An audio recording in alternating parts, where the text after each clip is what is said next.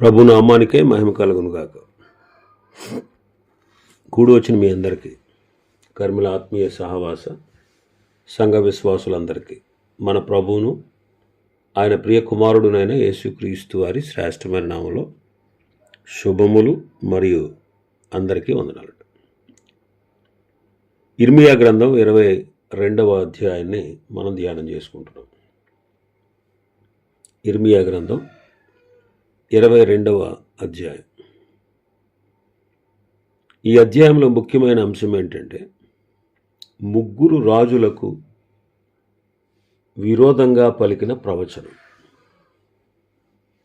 ముగ్గురు రాజులను గూర్చి విరోధంగా దేవుడు పలికించిన, ఇర్మియా ద్వారా పలికించిన ప్రవచనం. గత దినం మొదటి 2 వచనాలు మనం ధ్యానం చేసుకున్నాం. దేవుడు ఇర్మియాను పిలిచి, నీవు యోధా రాజు నగరకు వెళ్ళి అక్కడ ఈ మాటలు చెప్పు. దావీదు సింహాసనం మీద కూర్చున్న యోధా రాజు, అతని గుమ్మముల ద్వారా ప్రవేశించేటువంటి అతని ఉద్యోగస్తులు, అతని జనులు ఈ మాట వినాలి అని ప్రకటించుము అని చెప్పారు.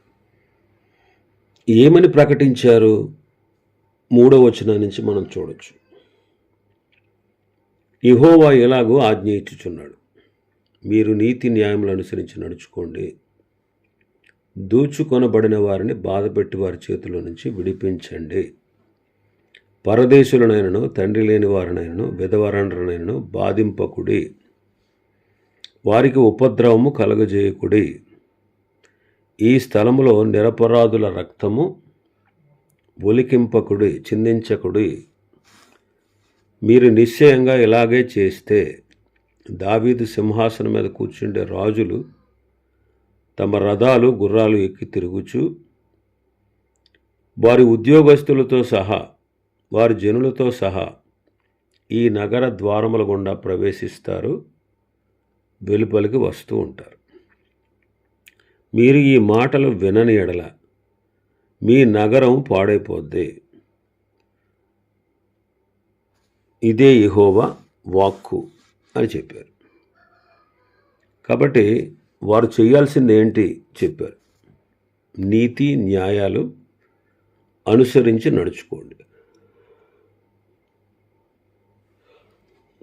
రాజులు గనుక, దేశాన్ని పరిపాలించేవారు గనుక, దేశమంతా వారి మాట వింటుంది గనుక వారికి ఈ మాటలు చెబుతున్నాడు. వాళ్ళు నీతిని న్యాయాన్ని అనుసరించాలి. నీతిని న్యాయాన్ని. ఒకవేళ ఎవరైనా బాధ పెట్టేవారు ఎవరినైనా దోచుకుంటే వారిని విడిపించాలి. పరదేశులని, తండ్రి లేని వారిని, విధవరాండ్రను బాధించకూడదు. వారికి కష్టాన్ని కలిగించకూడదు. ఈ స్థలములో నిరపరాధుల రక్తాన్ని మీరు చిందించు. అన్యాయంగా మరొకరిని, అంటే అన్యాయంగా చంపవద్దు. రాజులు కాబట్టి వారి ఇష్టం వచ్చిన కార్యాలు చేస్తారు. మీరు ఎలా చేస్తే నేను చెప్పినట్టు మీరు దావీదు యొక్క సింహాసనం మీద కూర్చుని రాజ్య పరిపాలన చేస్తారు. యెరూషలేము లోపలికి ప్రవేశిస్తారు.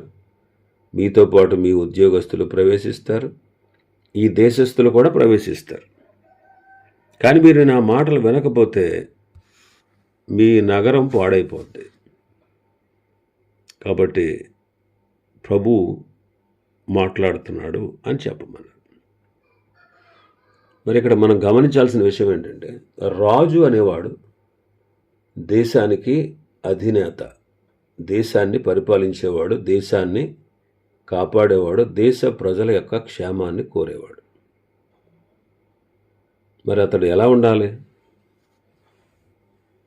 నీతి న్యాయాలు అనుసరించాలి. దోచుకొనబడే వారిని విడిపించాలి. అన్యాయంగా ఎవరిని చంపకూడదు, ఎవరికి శిక్ష విధించకూడదు. పరదేశులను, దిక్కులేని పిల్లలను, విధవరాండ్రను వారిని ఇబ్బంది పెట్టకూడదు. వారికి కష్టాన్ని, నష్టాన్ని కలిగించకూడదు. ఇది దేవుని యొక్క ఆజ్ఞ. మరి యోషియా రాజు తర్వాత 3 రాజులు పరిపాలించారు. ఆ 3 కూడా దేశంలో ఉండే ప్రజలని ఎలాంటి ఇబ్బందులకు గురి చేశారు. కాబట్టి వారికి విరోధంగా ఈ ప్రవచనం చెప్పాడు. ఇప్పుడు మనం కుటుంబానికో లేదా సంఘానికో లేదా దేవుడు అనుమతిస్తే సమాజానికో మనం అధికారులుగా ఉండొచ్చు, లేదా దేశాన్ని పరిపాలించేవారుగా కూడా ఉండొచ్చు దేవుడు అనుమతిస్తే. మరి మనం దైవ నియమం ప్రకారంగానే ఉండాలి, నీతి న్యాయాన్ని అనుసరించాలి. నీతిని న్యాయాన్ని, ఎందుకని మన దేవుడు నీతిమంతుడు, న్యాయవంతుడు, సత్యవంతుడు.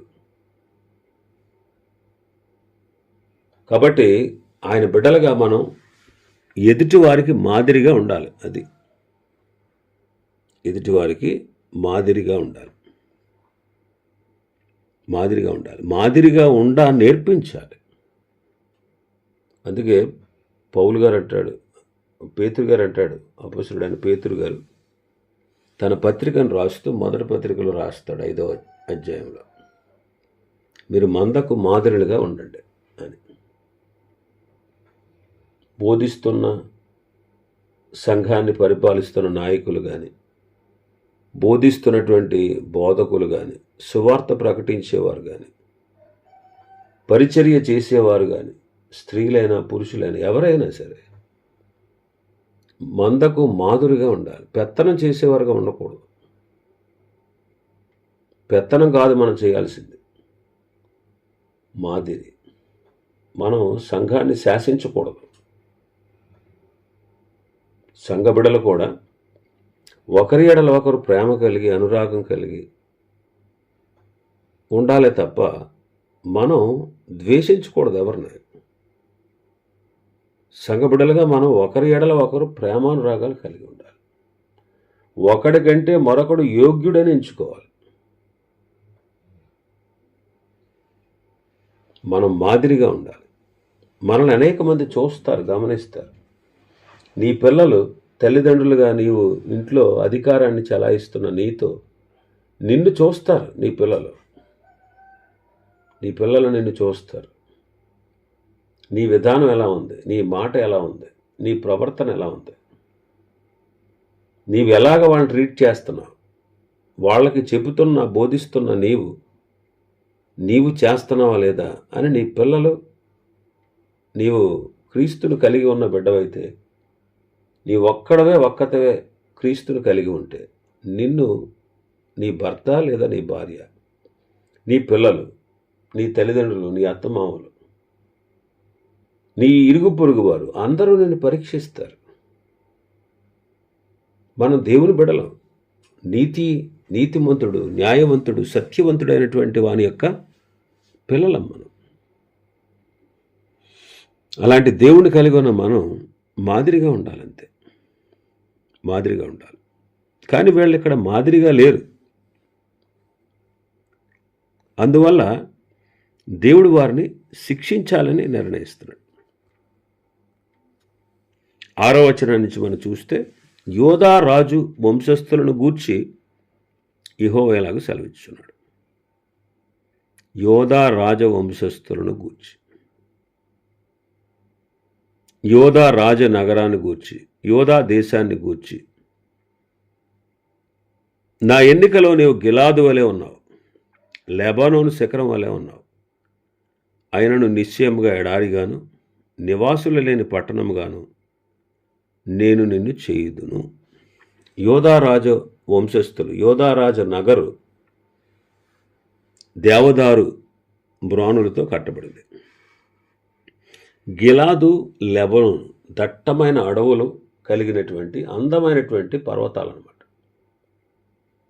అక్కడే దేవదారు మ్రానులు దొరుకుతాయి.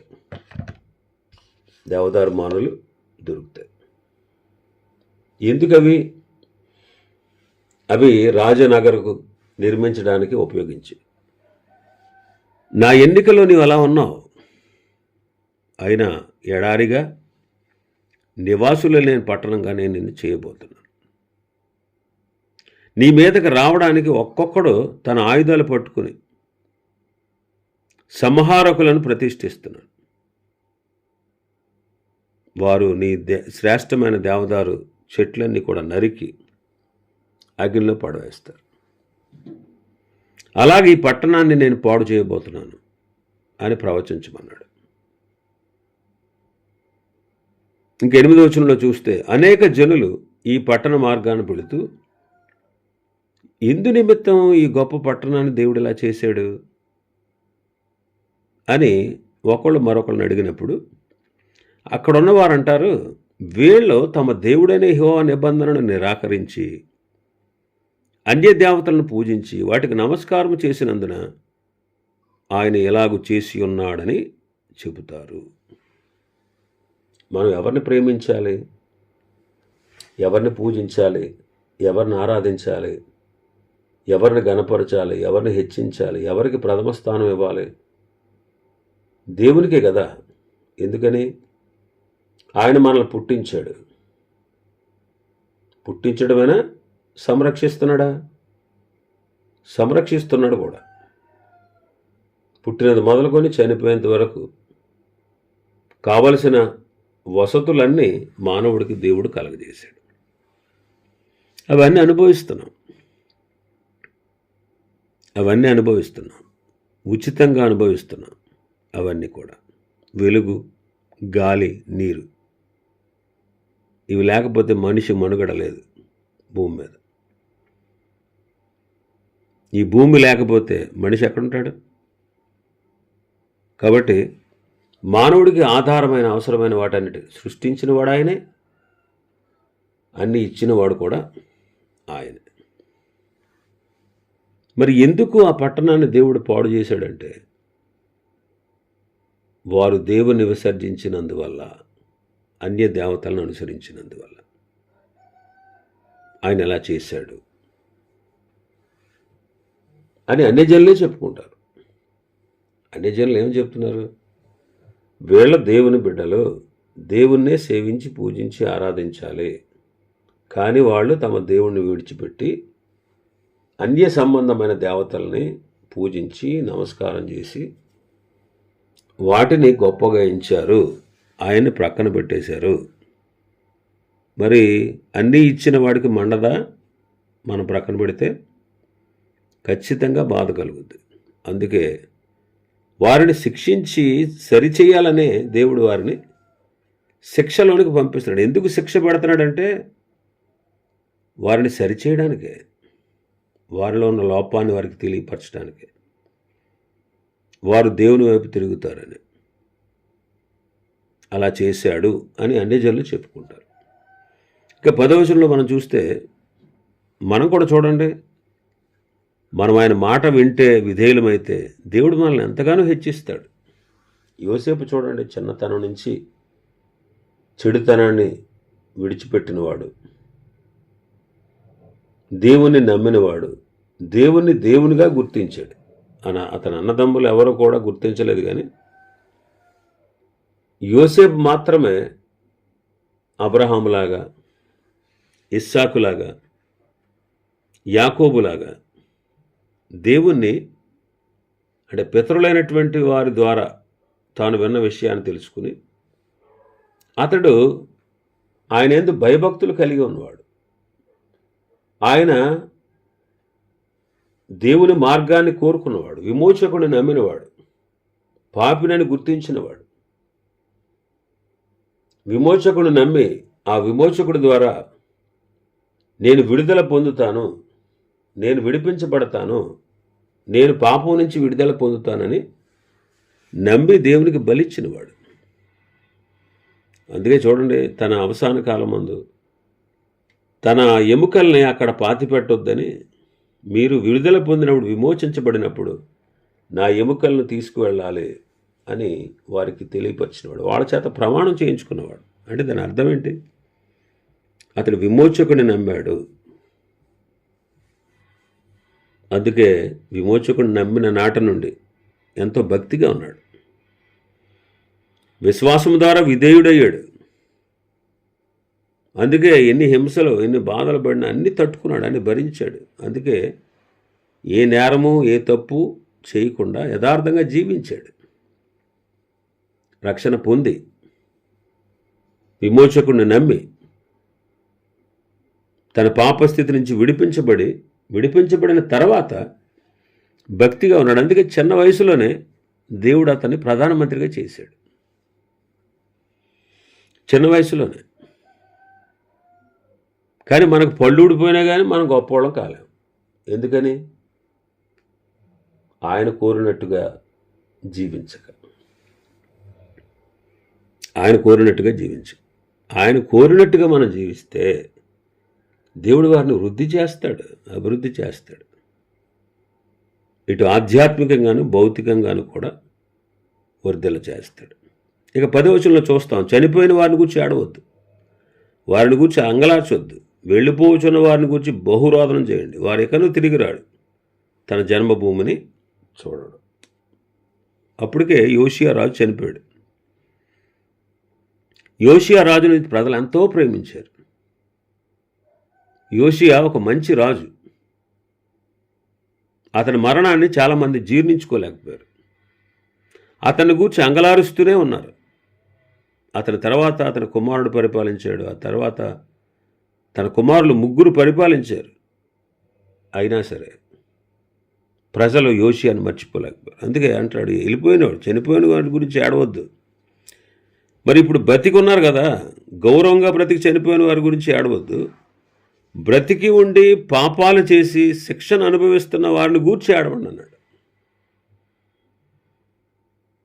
బ్రతికి ఉండి పాపాలు చేసి శిక్షను అనుభవించడం, శిక్షగా వారు పరాయి దేశానికి వెళ్ళిపోవడం గురించి ఏడవండి అని చెప్పాడు. అందుకే చనిపోయిన వారిని గురించి ఏడవద్దు, వారిని గురించి అంగలార్చవద్దు. వెళ్ళిపోవచ్చున్న వారిని గురించి బహురోదనం చేయండి. ఎందుకంటే వాళ్ళు ఇంకా తిరిగి రాడు, తన జన్మభూమిని చూడడు.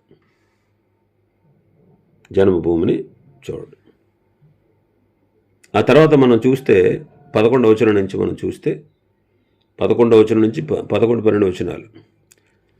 తన తండ్రి అయిన యోషియాకు ప్రతిగా ఏలినవాడై ఈ స్థలంలో నుండి వెళ్ళిపోయిన యోధారాజు అయిన యోషియా కుమారుడకు షల్లూమును గూర్చి యెహోవా ఎలాగూ సెలవిస్తున్నాడు. అతడు ఇక్కడికి తిరిగి రాడు, ఈ దేశముని చూడడు.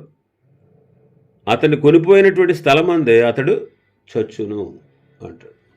ఇక్కడ గమనించాల్సిన విషయం ఏంటంటే, యోషియా తర్వాత యెహోయాహాజు రాజు అయ్యాడు. అతని పేరు షల్లూము. అతడు 3 నెలలే పరిపాలన చేశాడు. ఐగుప్తు రాజు వచ్చి అతన్ని బందీగా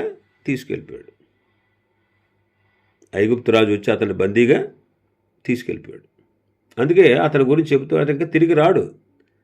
చనిపోయినటువంటి యోషియా రాజును గూర్చి మీరు అంగలార్చొద్దు. ఇతను వెళ్ళిపోయాడు కదా ఐగుప్తు దేశానికి బందీగా, వాడి గురించి ఏడవండి. ఎందుకంటే మళ్ళీ తిరిగి రాడు. ఇంకా మనం 13వ వచనం నుంచి 19వ వచనం వరకు చదివితే, యెహోయాహాజు తమ్ముడైనటువంటి యెహోయాకీము గురించి రాయబడి ఉంది. యెహోయాహాజు తమ్ముడైనటువంటి యెహోయాకీము గురించి రాయబడింది. ఇతని గురించినటువంటి రాయబడిన విషయాలు ఏంటంటే 13వ వచనం నుంచి, నీతి తప్పి నగరును స్థాపించే వారికి శ్రమ, న్యాయము తప్పి తన మేడగదులను కట్టించుకొనుచు జీతమేక తన పొరుగు వాని చేత ఊరకే కొలువు చేయించుకునే వానికి శ్రమ. ఇతను ఏం చేశాడంటే, నీతి లేదు ఇతనికి. తన నగరును కట్టించుకోవడానికి న్యాయం లేకుండా, న్యాయం తప్పి, నీతి తప్పి మేడగదులు కట్టించుకున్నాడు, భవనాన్ని కట్టించుకున్నప్పుడు పనిచేసిన వారికి జీతం ఇవ్వలేదు. ఊరకనే వాళ్ళ చేత పనులు చేయించుకున్నాడు. విశాలమైనటువంటి మేడగదులు గల గొప్ప మందిరాన్ని కట్టించుకున్నాడు. విస్తారమైన కిటికీలు చేయించుకున్నాడు. దేవదారు పలకలు దానితో వారి సరంపి వేయించాడు. సింధూర రంగుతో అలంకరించాడు. తెగ అతిశయపడ్డాడు. నేనే రాజుని, నేను కాబట్టి ఇలా కట్టుకున్నానని అతిశయపడ్డాడు. ఇలా దేవదారు పలకలతో గృహాన్ని కట్టించుకున్నంత మాత్రాన నువ్వు రాజు అయిపోతావా? మరి నీ తండ్రి ఎలా ఉన్నాడు ఒకసారి ఆలోచించేయి. నీ తండ్రి అంటే యోషియా రాజు. అన్నపానాలు కలిగి నీతి న్యాయాలు అనుసరించి క్షేమంగా ఉన్నాడు కదా. అతడు దీనులకు దరిద్రులకు న్యాయం తీరుస్తూ సుఖంగా బ్రతికాడు కదా. అలా చేయడమే కదా నన్ను తెలుసుకోవడం అంటే అని ప్రభు మాట్లాడుతున్నారు. అయితే అతడు ఏం చేశాడు? 17వ వచనం, అయితే నీ దృష్టియు నీ కోరికయు అన్యాయముగా లాభం సంపాదించుకుంటే ఎందే నిరపరాధుల రక్తము ఒలికించుట ఎందే నిలిచి ఉన్నవి. అందుకొరకే నువ్వు జనులను బాధపడుతున్నావు, అందుకొరకే బలాత్కారం చేస్తున్నావు. కాబట్టి యోషియా కుమారుడకు యెహోయాకీము అనే ఈ యోధా రాజును గురించి దేవుడు సెలవిచ్చేది ఏంటంటే, జనులు బాధపడరంట చనిపోయినప్పుడు. అయ్యో నా సహోదరుడా అని అతన్ని గూర్చి అంగలార్చారు. అయ్యో నా ఏలినవాడా అని అతను గూర్చి అంగలారు. ఎంత శోభావంతుడు అయ్యా నువ్వు అనరు. అతడు ఎలా చనిపోతాడో చెప్పాడు. యెరూషలేము గుమ్మముల ఆవలకి ఏడవబడి పారవేయబడి గాడిద పాతి పెట్టబడి రీతిగా అతడు పాతి పెట్టబడతాడు. అతడి వెటకాండ్రు నాశనం అవుతారు. ఇక్కడ గమనించాల్సిన విషయం ఏంటంటే, యెహోయాకీము తమ్ముడు యెహోయాహాజు, అతని గురించి ఈ మాటలు రాయబడ్డాయి. అతని గురించి, అతడు యెరూషలేము గుమ్మము ఆవలికి ఏడవబడి పారవేయబడి గాడిద పాతిపెట్టబడి రీతిగా పాతిపెట్టబడతాడు అన్నాడు. ఇక్కడ అర్థం ఏంటంటే, అతన్ని బబులోను రాజు నెబుకద్నెజరు బందీగా ఈడ్చుకుంటూ వెళ్ళాడు, బయటికి తీసుకుని వెళ్ళాడు. ఎందుకనో బబులోను తీసుకుపోదాం అనుకున్నాడు, కానీ ఎందుకనో మరి మార్గ మధ్యంలోనే యెరూషలేములోనే అతని కన్నులు ఎదుట అతన్ని చంపాడు. యెరూషలేము వెలుపలకు తీసుకొచ్చాక అతన్ని చంపేస్తాడు. కాబట్టి యెహోయాకీను గురించి ఈ మాటలు చెప్పబడ్డాయి. తర్వాత 20వ వచనం నుంచి 22వ వచనం మనకు చూస్తే, నీ వెట్టికాండ్రు అందరూ నాశనం అయిపోయారు. లెబానోనికి కేకలువై, బాషాన్లో బిగ్గరగారు, అబారీము నుండి కేకలువై. నువ్వు ఎంత కేకలేసినా నీకు సహాయం దొరకదు. ఎవ్వరూ నీకు రారు, ఎవ్వరూ నిన్ను రక్షించుటకు విడిపించుటకు నీకు సహాయం చేసేవాళ్ళు లేరు. ఎందుకంటే నీవు క్షేమంగా ఉన్న కాలంలో నీతో మాట్లాడాను, కానీ నేను విన్నాన్నావు కదా. నా మాట వినకపోవడమే నువ్వు బాల్యం నుంచి కూడా నీకు వాడుక. నేను నీతో మాట్లాడినా కానీ నువ్వు విన్నాన్నావు అంటాడు. చూడండి, చాలాసార్లు మనం దేవుని యొక్క వాక్యం మనతో మాట్లాడుతున్నా మనం చాలాసార్లు లోబడం, విధేయులమవ్వం. చాలాసార్లు అండి, దేవుని వాక్యం ఒకటి చెప్తుంటే మనం ఇంకోటి చేస్తాం. దేవుని వాక్యం ఒకటి మాట్లాడుతుంటే మనం ఇంకోటి మాట్లాడతాం. ఆయన ఎలా చేయమంటే చేయడానికి మన మనసు రాదు, మన ఈగో, మనకున్నటువంటి అహం అడ్డొస్తూ ఉంటుంది. నేను ఎందుకు ఇలా చేయాలి, అలా చెబితే మాత్రం నేను చేయాలా, నా ఇష్టం నాది అన్నట్టుగా విర్రవీగుతూ చాలామంది చూడండి, విశ్వాసంలో మనం చూస్తూ ఉంటాం, వాక్యానికి విధేయులు ఎవరు, వాక్యానికి లొంగరు, దేవుడు చెబుతున్నట్టుగా చేయరు. ఎందుకే క్షేమంగా ఉన్న కాలంలో దేవుడు అతనితో మాట్లాడినప్పుడు అతను ఏమన్నాడు? వద్దు, నీ మాటలు నాకు వద్దు, నాకు చెప్పొద్దు, నేను వినను.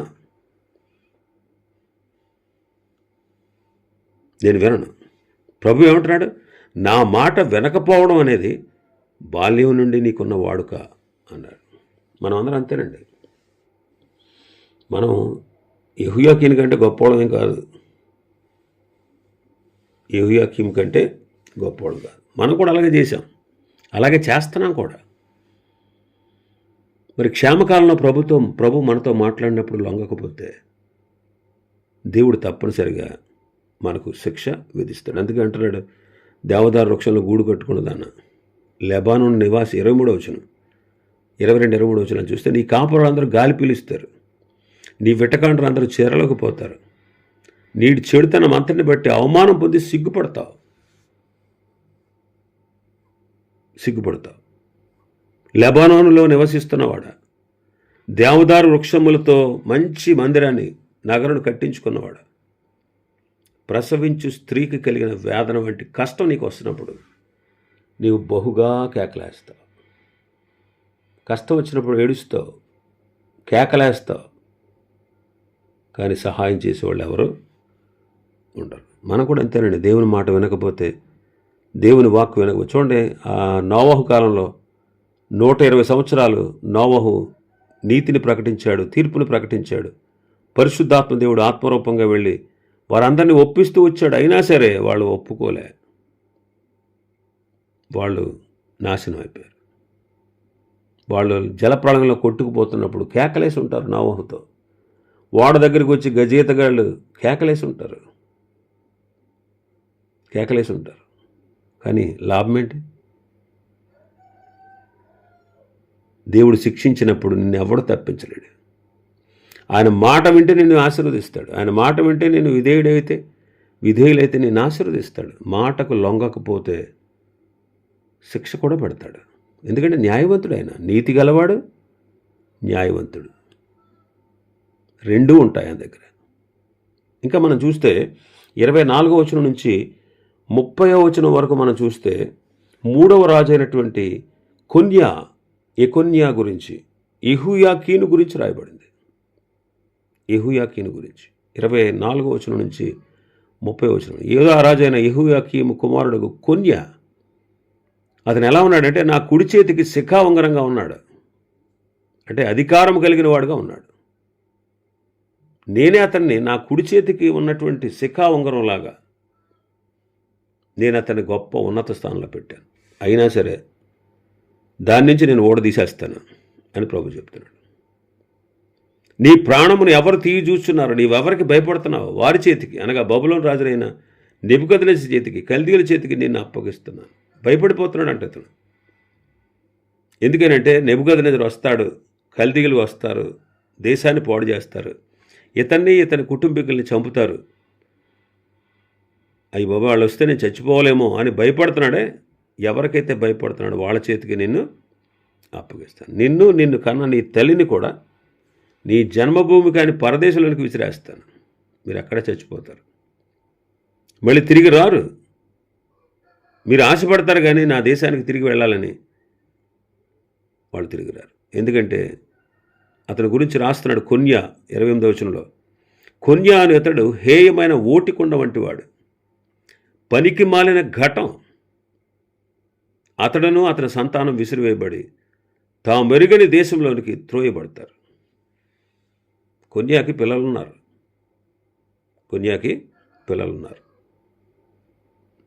అయితే అతని పిల్లల్లో ఎవ్వరూ కూడా దావీదు సింహాసనం మీద ఆసీనులు కాలేరు. అది 30వ వచనంలో అంటారు, వారిలో ఎవడును దావీదు సింహాసనం మీద కూర్చుంటాడు, ఇక మీదట ఎవడును యోధాల రాజుగా ఉన్నాడు. అక్కడతో రాజరికం ఆగిపోయిందనమాట. యెష్షయి చెట్టు కొట్టివేయబడి మొద్దు మాత్రం మిగిలింది. యెష్షయి వంశవృక్షం రాజరికం నుంచి కొట్టివేయబడింది. యెష్షయి వంశవృక్షం నరకబడింది అనమాట అక్కడతో, ఈ కొన్యా అనేవాడితో. ఇక రాజు ఆవిడ లేడు. యెరూషలేములో రాజుగా పరిపాలించే వాళ్ళు ఇక లేరు. దేశం పాడైపోయింది. వాళ్ళు చెరలోనికి, నాశనానికి వెళ్ళిపోయారు. అందుకే యెషయా మొద్దు నుండి చిగురు పుట్టును అంటాడు. యెషయా మొద్దు నుండి చిగురు అంటే యెషయా యొక్క వంశవృక్షములో నుండే రాజులు వచ్చారు దావీదు కుటుంబంలోంచి. వారి రాజరికం అంతమైపోయింది. చివరి రాజు ఒక ఆయన ప్రభు అయిన యేసుక్రీస్తు. ఆ మొద్దు నుండి చిగురుగా ఆయన పుట్టాడు. యెషయా మొద్దు నుండి చిగురు పుట్టును అనేది యేసుక్రీస్తుని గురించి చెప్పబడిన ప్రవచనం. కాబట్టి ఇక్కడ 29-30 వచనాలు మనం చూస్తే, దేశమా దేశమా దేశమా యెహోవా మాట వినుము. చూడండి ప్రభు ఎన్నిసార్లు అంటున్నాడు చూడండి. ఎందుకని అడుగుతున్నారు, ఎందుకని ఇలా అంటున్నాడంటే ఆయన మాట వినాలని. ఆయన మాట వినాలి. ఎందుకు 3 సార్లు ఇక్కడ పిలుస్తున్నాడంటే ఆయన మాట ఎంత ప్రాముఖ్యమో నువ్వు గుర్తించాలని. కాబట్టి ఆ రీతిగా ఇశ్రాయేలు రాజుల ఆ 3 రాజులను గూర్చి విరోధంగా యిర్మీయా ప్రకటన చేశాడు. రాజులతో మాట్లాడడం అంటే సామాన్యమైన విషయం కాదు. అయినా సరే యిర్మీయా భయపడకుండా దేవుని యొక్క మాట చేత, దేవుని యొక్క వాక్కు చేత ప్రేరేపించబడి వారికి ప్రకటించాల్సిందే ప్రకటించాడు. ఈనాడు మనం కూడా వాక్యంలో ఉన్నది ఉన్నట్టుగా ప్రకటించాలి, సత్యాన్ని తెలియపరచాలి. తెలుసుకున్న మనం సత్యానికి విధేయులం అవ్వాలి. సత్యానికి విధేయులం కాకపోతే నువ్వు దేవుని బిడ్డవైనా సరే, నువ్వేదో నీ ఇష్టం వచ్చినట్టుగా జీవించేయచ్చు, నీ ఇష్టం వచ్చినట్టుగా బ్రతికేయచ్చు, నీకు నాకు ఇష్టం వచ్చినట్టుగా మనం బ్రతికేయచ్చు, దేవుడు ప్రేమమయుడు అని మనం అనుకోవచ్చు. మరొక కోణం కూడా ఉంది ఆయనకి, న్యాయవంతుడు.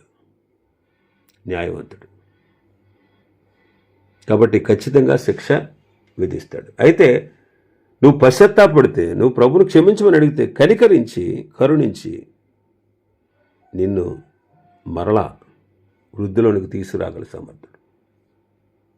నిన్ను శిక్షిస్తాడు. నువ్వు పశ్చాత్తాపడితే, నువ్వు మారు మనసు పొందితే నిన్ను క్షమిస్తాడు. అంత గొప్ప అవకాశం ఆయన బిడ్డలైన మనకు దేవుడిచ్చాడు. అందుని బట్టి మనం ఎంతగానో ప్రభుని స్తుతిస్తూ వాక్యానుసారంగా నడుద్దాం. ఆయన మాట చెబుతున్నప్పుడు నువ్వు చెప్పేది ఏంటి, నాకు నీ మాట నేను విన్ను అని మొదటి నుంచి కూడా మనకు వాడికే. మనం ఏమి అంత గొప్ప ఉత్తములమేం కాదు, ఈ రాజుల కంటే కూడా గొప్పవాళ్ళం ఏం కాదు. మనం కూడా అంతే, త్రోసివేసేవాళ్ళమే దేవుని యొక్క వాక్యాన్ని. కాబట్టి వాక్యాన్ని త్రోసివేయకుండా వాక్యానుసారంగా జీవిద్దాం. ఒకవేళ ఇప్పటికే విరోధంగా, దేవునికి విరోధంగా చేసుంటే పశ్చాత్తాపడదాం. ప్రభు కనికరిస్తాడు, కరుణిస్తాడు. ఇప్పుడు నీకున్న శిక్ష నుంచి కూడా దేవుడు నిన్ను, భౌతికంగా నీకు విధించిన శిక్ష నుంచి కూడా దేవుడు నిన్ను విడిపించగలడు. అంత గొప్ప దేవుడు మన దేవుడు. ఆ రీతిగా మనం సత్యాన్ని తెలుసుకుని నీతి న్యాయాలు, మన దేవుడు నీతివంతుడు, న్యాయవంతుడు, సత్యవంతుడు. ఆయన బిడ్డలో మనం కూడా ఆ లక్షణాలు మనలో ఉండాలి. ఆ రీతిగా మనం జీవించాలి. ఇవి ఈ అధ్యాయంలో ఉన్నటువంటి విషయాలు. ప్రభు చిత్తం మీద మరొక అధ్యాయం రేపటి దినం ప్రారంభించుకుందాం. దేవుడి వర్తమాన వాక్యాన్ని మన వినికిడిలో ఆశీర్వదించును గాక. ఆమేన్.